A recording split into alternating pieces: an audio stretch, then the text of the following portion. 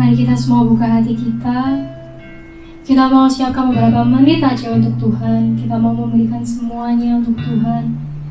Karena kita yakin kalau kita memberikan apa yang terbaik untuk Tuhan, Tuhan pun akan memberikan yang terbaik untuk kita. Terima kasih Tuhan. Ini kami Tuhan, kami mau memberikan hati kami mau memberikan jiwa kami mau memberikan waktu kami untuk-Mu ya Tuhan. Karena Engkau terlebih dulu telah mengasihi kami, Yesus. I give you my heart, I give you my soul. Thank you, Jesus. I live for you alone. Every breath that I take, every moment I'm awake. Lord, have your way in me. Lord, I give you my heart, I give you my soul. I live for you alone.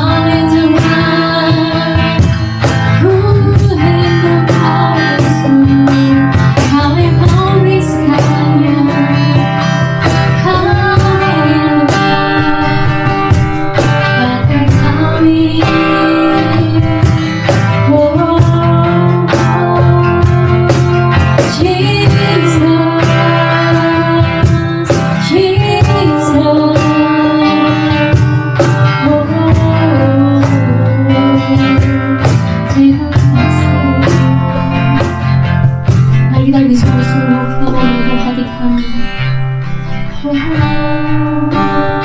Dan jiwaku semuanya bagimu, semuanya bagimu di dalam hidupku. Setiap waktu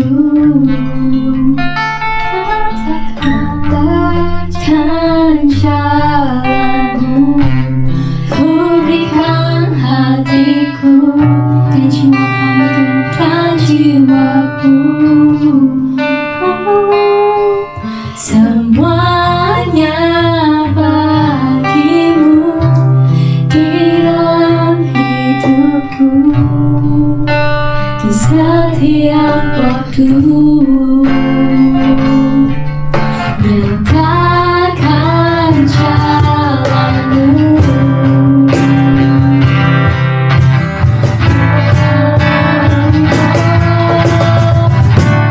ku berikan hatiku, jiwa kami Tuhan, jiwaku.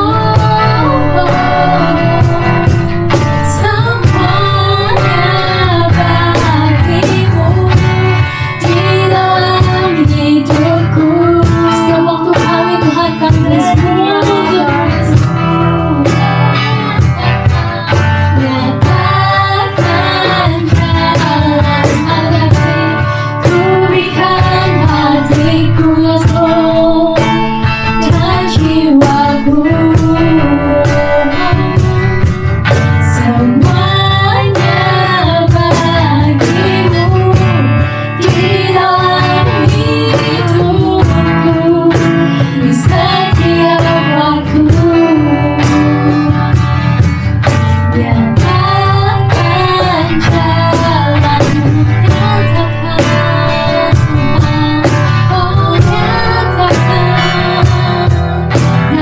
jalanmu, oh nyatakan.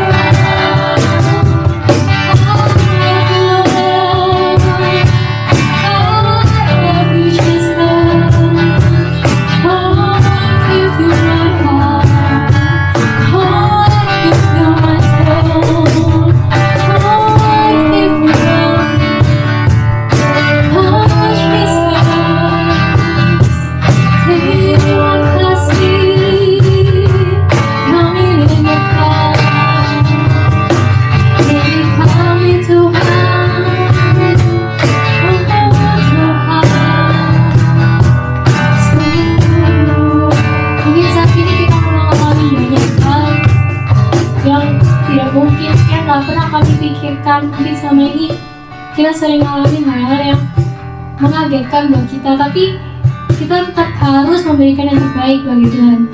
Karena apapun yang telah Tuhan beri itu pasti ada tujuannya, pasti ada yang terbaik buat kita. Akan ada masa di mana kita mengalami sulit, tapi akan ada masa di mana kita bisa merasakan, wah ini mujizat.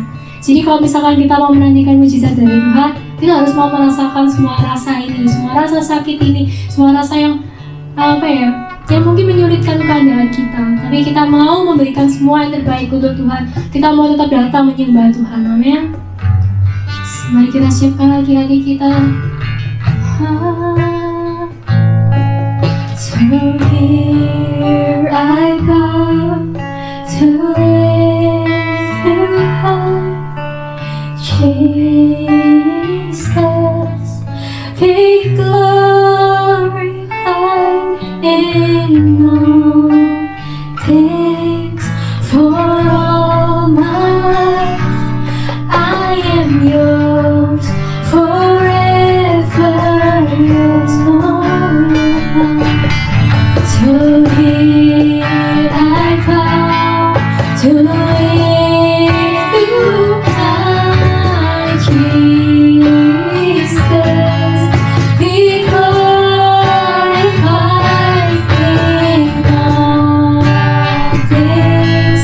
For all my life I am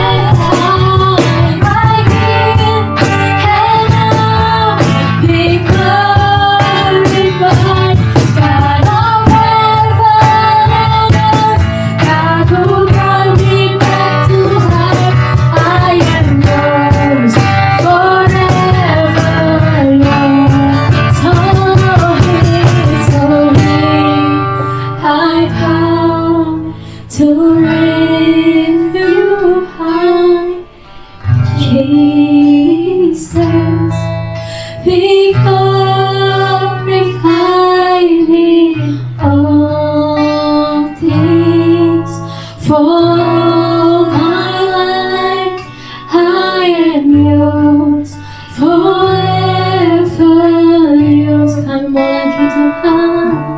So here I bow to lift you high, Jesus, be glorified in all things. For all my life I am yours, forever yours. So here I come to lift you high, Jesus, be glorified in all days. For all my life I am yours, forever yours. Once again, so here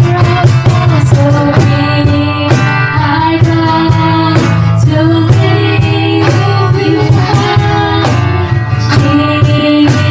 Jesus, be glorified in all days.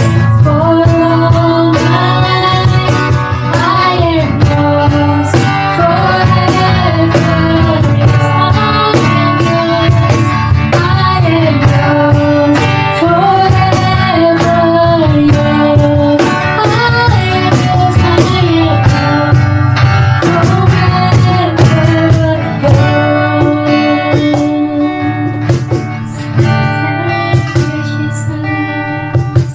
Terima kasih Tuhan buat kesempatan yang indah ini Tuhan. Kami telah menyanyikan, kami telah meninggikan nama-Mu Tuhan. Kau sungguh indah Tuhan. Kami akan terus melakukan hal ini Tuhan sepanjang hidup kami Tuhan, karena kami sangat mencintai-Mu Yesus. Ini kami Tuhan, kami serahkan tubuh, jiwa, dan roh kami di dalam nama Tuhan Yesus. Amin.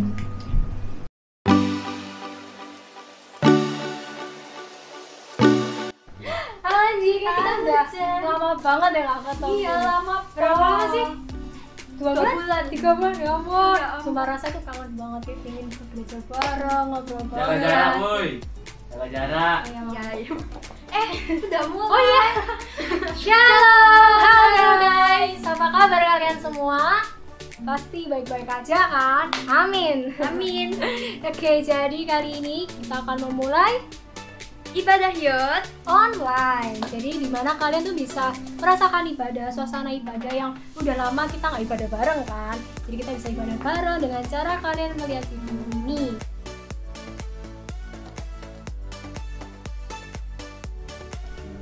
Setelah ini kita akan memulai ibadah Youth kita. Oh iya, gimana sih cara ibadah yang benar? Oke, jadi cara ibadah yang benar, yang pertama pastikan kalian udah mandi dulu, jadi seger nggak ngantuk. Terus yang kedua, pastikan kalian benar-benar fokus, nggak melakukan kegiatan yang lain. Jangan sampai sambil nonton video tapi kalian masih teleponan sama yang lain, baca buku, nonton TV, ngobrol. Woi, gimana ya caranya kalian tuh bisa merasakan kalian benar-benar ibadah sesungguhnya gitu loh. Gitu ya. Yes, benar. Oke, kalau gitu kita akan mulai ibadah sekarang ini. Oke, dalam hitungan ke 5, 4, 3, 2, 1.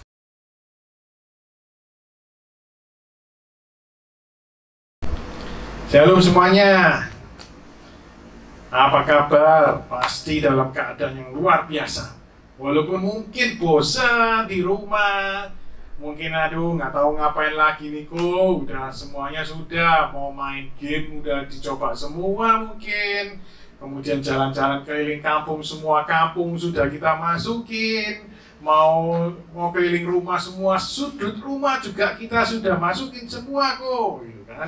Nah, tapi percayalah keadaanmu pasti luar biasa. Kita sangat beruntung kalau kita sehat hari ini, betul nggak? Kalau mungkin ada yang ngomong berpikir bahwa aduh kok bosnya setengah mati, kayak mau mati nih rasanya.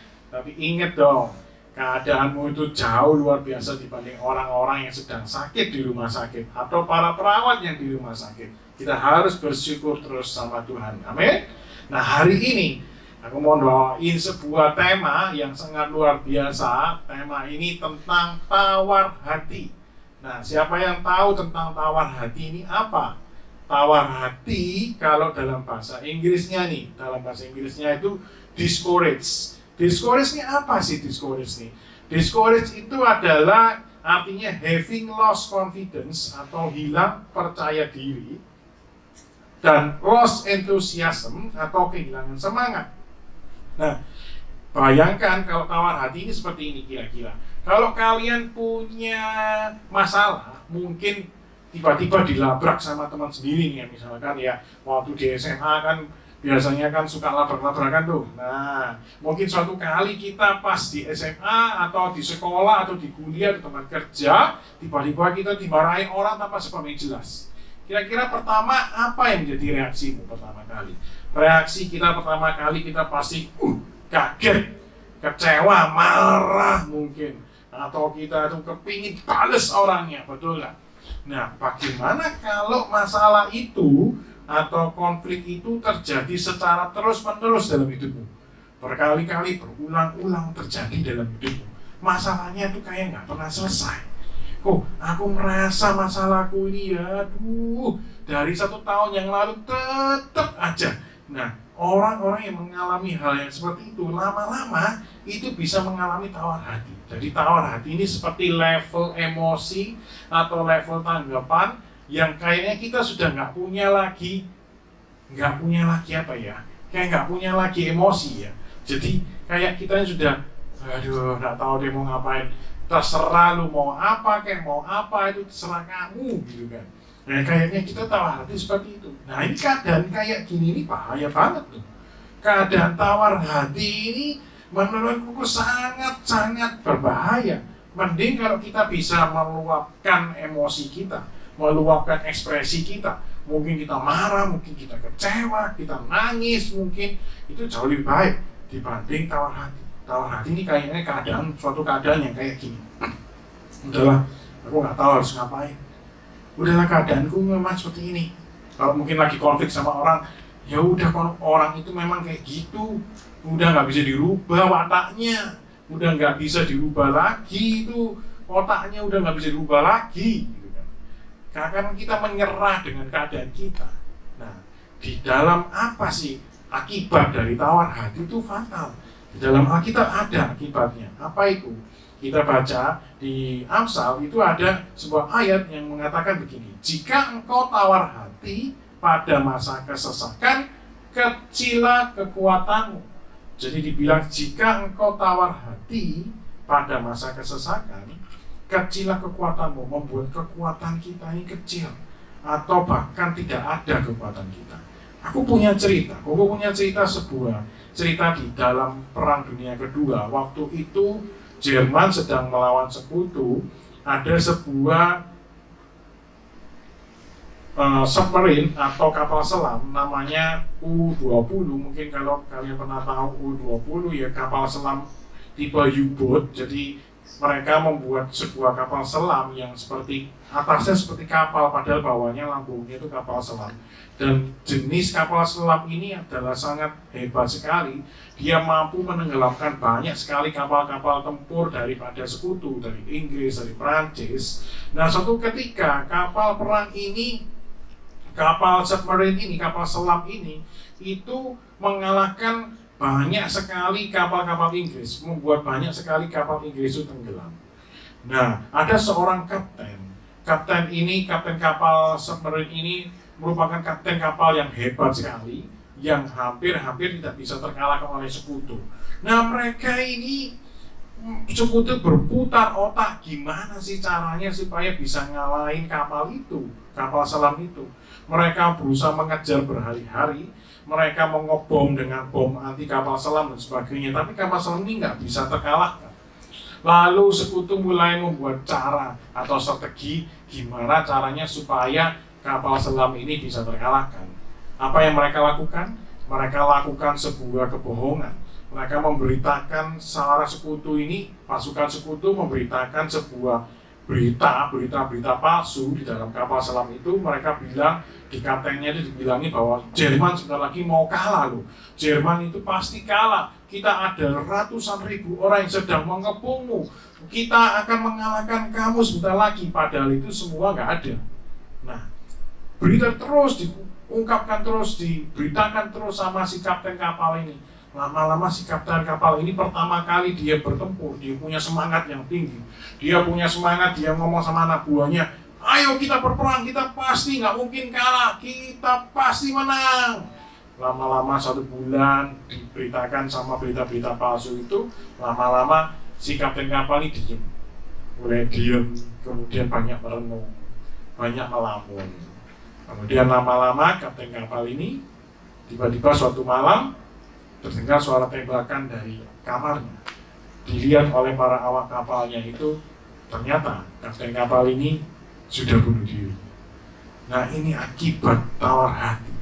Hati-hati sekali kalau kalian dalam masuk fase tawar hati ini. Tawar hati itu bisa dibilang adalah sesuatu yang membuat kita tidak bisa bergerak lagi. Membuat kita ini sudah nggak bisa ngapa-ngapain lagi. Bahaya sekali tawar hati. Nah, apa sih yang menyebabkan tawar hati itu? Nah, kita lihat sekarang yang pertama yang menyebabkan tawar hati itu tadi seperti yang dikatakan tadi, jika engkau tawar hati pada masa kesesakan, kecilah kekuatanmu. Jadi hal pertama yang membuat kita tawar hati itu pasti sebuah masalah atau kesesakan yang berulang-ulang dalam hidup kita. Kita kan pasti pernah mengalami mungkin sakit yang nggak pernah sembuh-sembuh. Kemudian atau masalah ekonomi yang nggak pernah kelar, gini terus saja. Masalah sama orang tua, sama teman, konflik dengan orang tua atau teman yang berulang kali sama terus. Nah, ini membuat hati kita kadang-kadang menjadi tawar hati. Hati-hati. Yang kedua, apa yang menyebabkan tawar hati? Di situ ada di Kolose 3:21 dibilang, hai bapak-bapak, janganlah sakiti hati anakmu supaya jangan tawar hatinya. Jadi yang bisa membuat kita tawar hati salah satunya adalah orang-orang terdekat kita. Betul enggak? Mungkin kalau kita disakiti sama teman kita, teman-teman biasa, mungkin ya kita akan ya oke-oke aja gitu kan. Kita bisa mengampuni dengan mudah mungkin ketika kita ini disakiti oleh orang-orang yang enggak dekat dengan kita. Tapi bagaimana kalau kita disakiti oleh orang terdekat dari kita? Misalkan kita disakiti oleh orang tua kita, saudara kita, atau teman kita yang terbaik, best friend kita mungkin, BFF kita, best friend forever kita. Kalau menyakiti kalian, mengecewakan kalian, kalian pasti kadang membuat pertamanya marah, tapi kalau digituin terus, lama-lama hati kita menjadi tawar, kita menjadi nggak ada percaya diri lagi, kita menjadi putus asa. Aduh, kita menjadi kayaknya gini, orang terdekatku kok mentoloh ya, kok tega banget nyakiti aku. Lama-lama kita menjadi tawar hati. Nah, dan yang ketiga ini, apa yang menyebabkan kita ini tawar hati? Itu ada di Ulangan 1:28.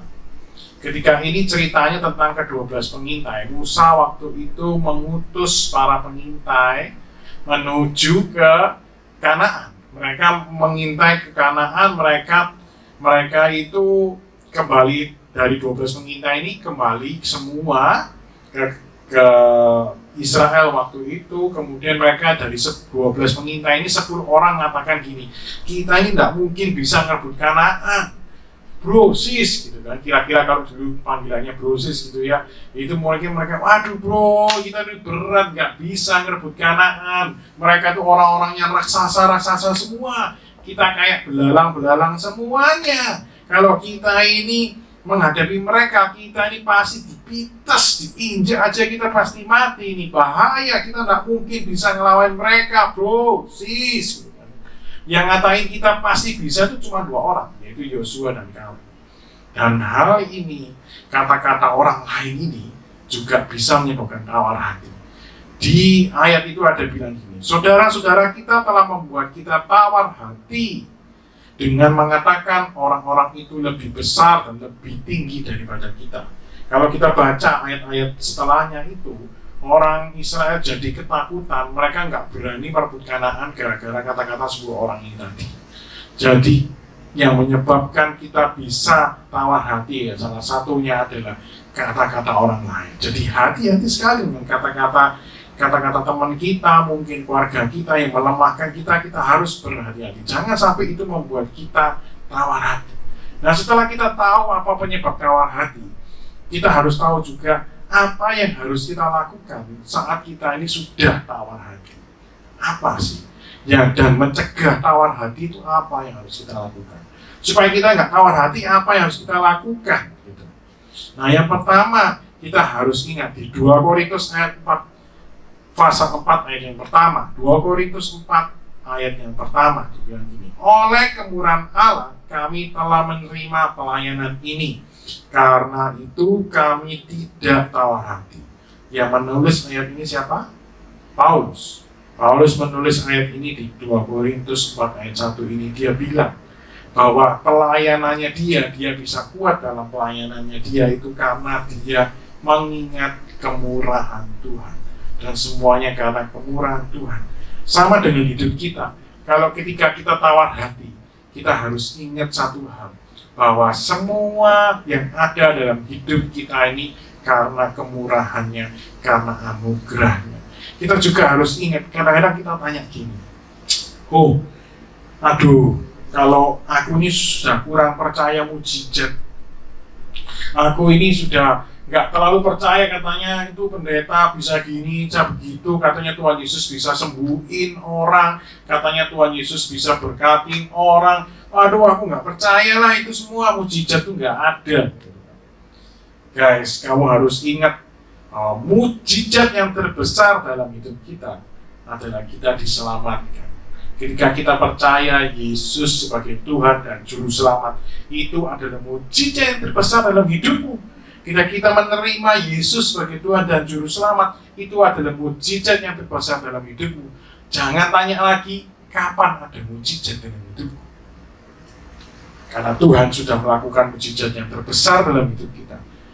Dia mati di atas kayu salib untuk menebus dosa kita. Itu adalah mujizat yang luar biasa. Mana ada Tuhan yang menciptakan alam semesta, Tuhan yang menciptakan semuanya itu harus kehilangan tahtanya, jadi manusia, kemudian nggak cuma itu, dia dihina, kemudian dia disalibkan, bahkan mati, tapi bangkit lagi di hari yang ketiga. Itu adalah sesuatu mujizat yang luar biasa, berkat yang sangat besar dalam hidup kita.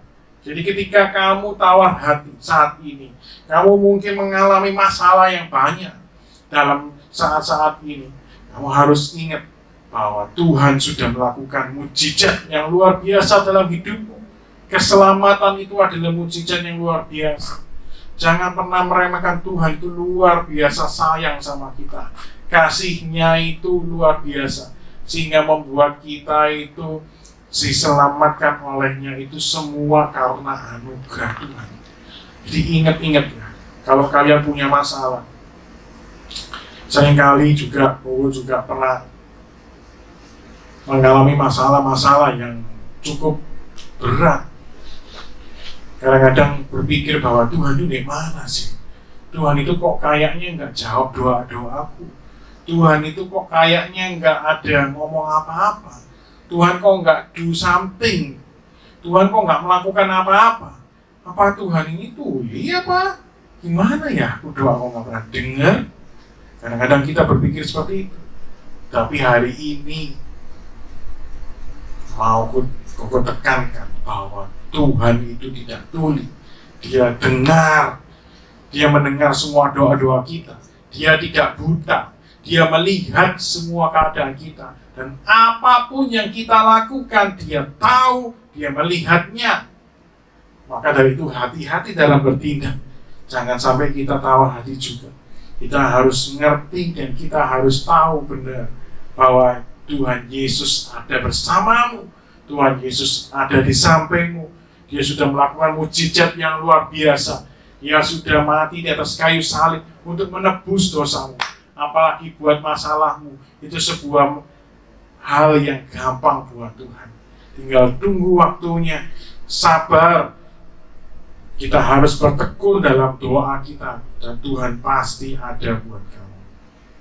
Dan yang kedua sekarang, apa sih apa yang harus kita lakukan supaya kita ini tidak tawar hati?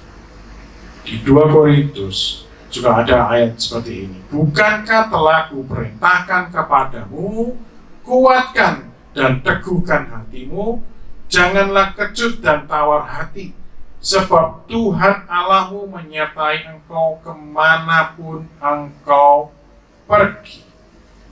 Tuhan bilang gini, janganlah kecut dan tawar hati, sebab Tuhan Allahmu menyertai engkau kemanapun engkau pergi. Ini adalah ayat yang luar biasa. Ceritanya ayat ini, latar belakangnya ayat ini, itu ketika bangsa Israel mau maju berperang. Ketika itu, orang kalau mau perang, bayanginlah, kita mungkin sekarang nggak pernah membayangkan perang, kita nggak pernah melihat perang yang sesungguhnya kayak apa. Tapi aku percaya perang itu begitu menakutkan.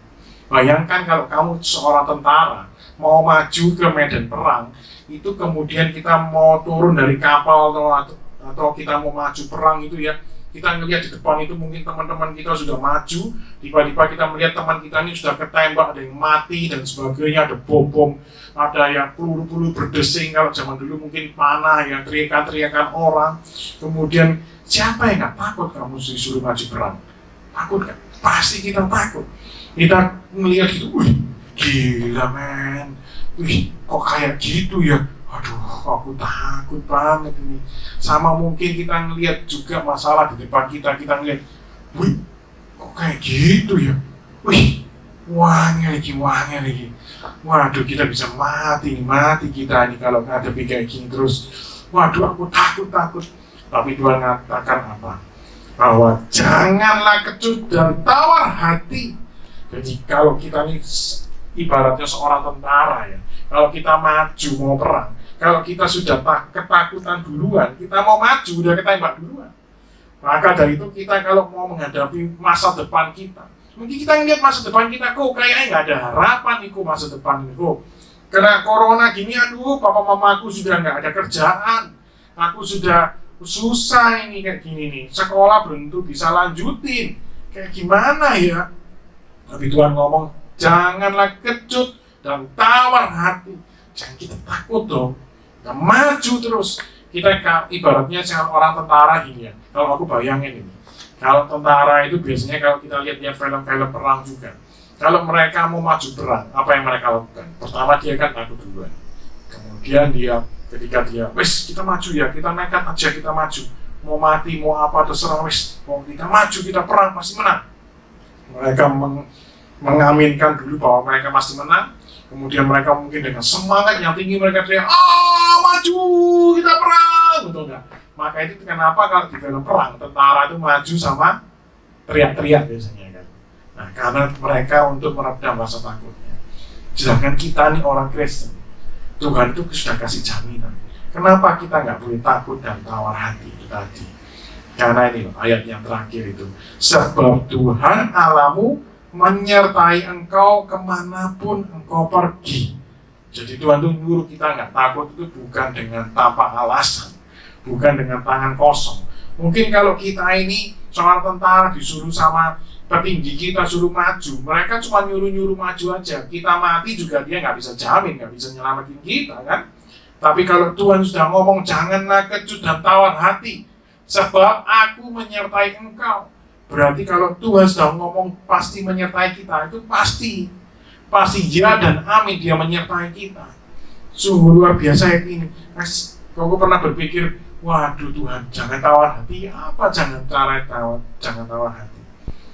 Tapi Tuhan itu yang menjamin. Yang jamin itu bukan presiden, bukan gubernur, bukan kepala polisi mungkin, bukan kepala Polri atau mungkin presiden Amerika bahkan yang jamin. Tapi yang menjamin kita ini selamat, menjamin kita ini berhasil adalah Tuhan segala Tuhan, Raja alam semesta yang akan menjamin kita bahwa kita pasti menang, kita pasti selamat.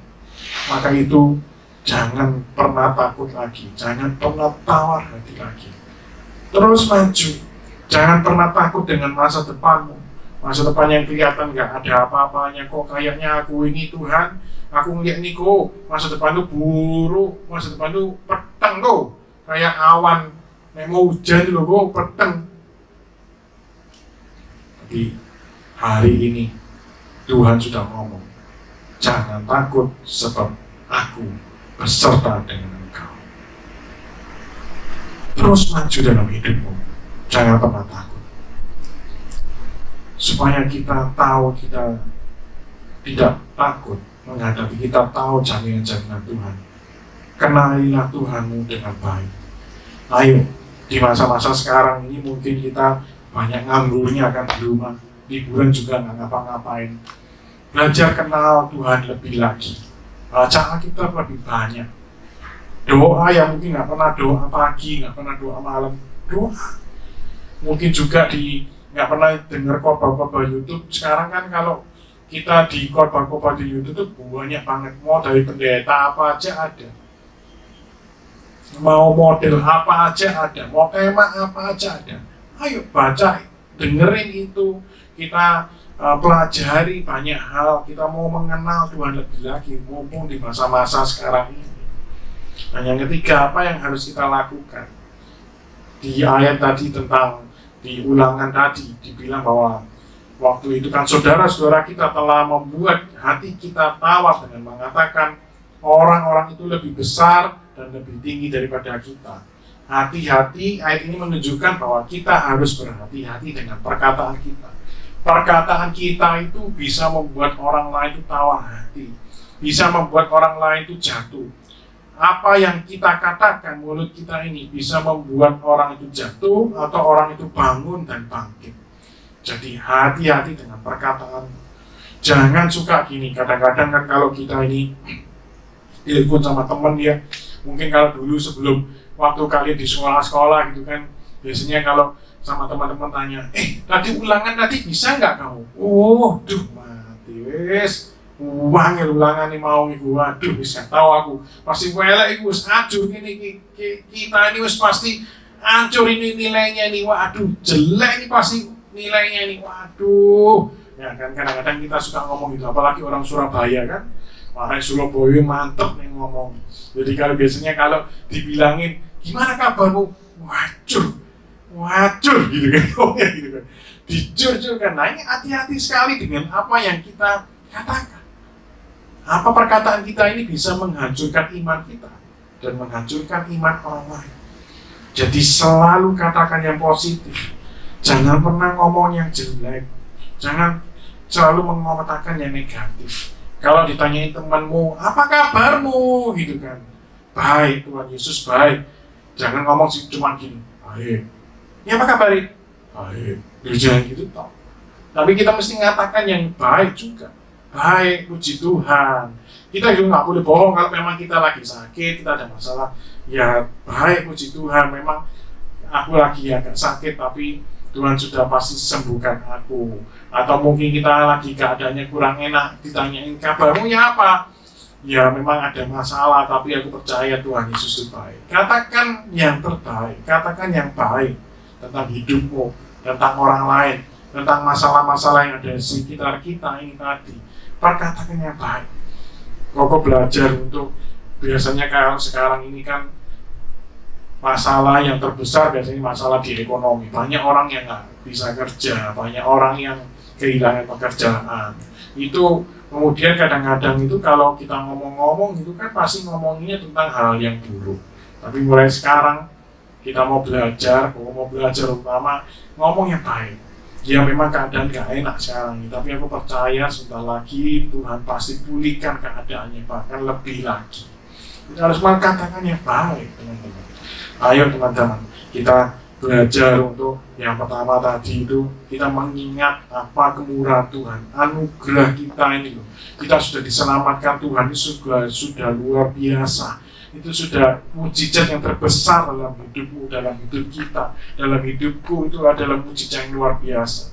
Yang kedua, itu kita harus menguatkan dan meneguhkan hati kita, karena Tuhan sudah kasih jaminan itu. Tuhan sudah kasih jaminan bahwa Tuhan pasti beserta dengan kita kemanapun kita pergi, kemanapun tujuan masa depanmu, apapun yang sedang kamu hadapi sekarang, apa yang akan kamu hadapi nanti, Tuhan itu selalu bersama dengan kamu. Dan yang terakhir, kita belajar untuk memperkatakan hal-hal yang baik, hal-hal yang positif. Jangan berkatakan hal yang negatif, apalagi suka meso gitu kan. Orang Surabaya ini dikit-dikit meso, dikit-dikit meso. Stop gitu. Perkatakan yang positif, perkatakan yang baik tentang hidupmu dan tentang orang lain. Itu yang harus kita lakukan ketika kita tawanan. Hari ini firman Tuhan cukup sampai di sini, tapi aku percaya bahwa Tuhan pasti menaruh firman itu dalam hati kalian, hati setiap kalian, dan bila firman yang disampaikan ini masuk dalam hati kalian, dan kalian lakukan setiap apa yang menjadi firman hari ini, dan aku percaya bahwa firman Tuhan akan bertumbuh dan berbuah berkali-kali lipat dalam hidup. Mari kita berdoa. Terima kasih Tuhan Yesus. Terima kasih buat firman Tuhan hari ini. Tuhan, kami percaya Tuhan sudah menyertai kami senantiasa kemanapun kami pergi. Kami tidak mau tawar hati lagi Tuhan. Ampuni kami yang kami seringkali ketakutan sendiri Tuhan, tanpa kami tahu bahwa Engkau sudah beserta dengan kami.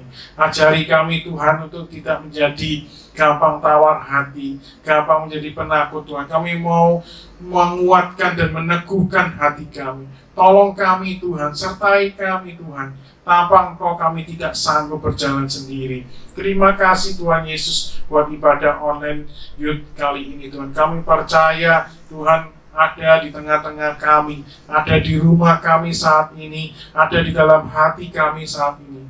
Oh Tuhan, mari beserta dengan kami, apapun yang terjadi di masa depan kami, apapun yang terjadi saat ini, kami percaya Engkau ada bersama kami, dengan kami. Terima kasih Tuhan Yesus, terima kasih Kau sungguh baik. Di dalam nama Tuhan Yesus kami berdoa dan mengucap syukur. Haleluya. Amin.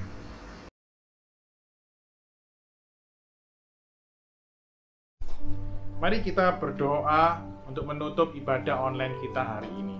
Terima kasih Tuhan Yesus. Tuhan sudah memberkati kami dengan luar biasa dengan firman-Mu.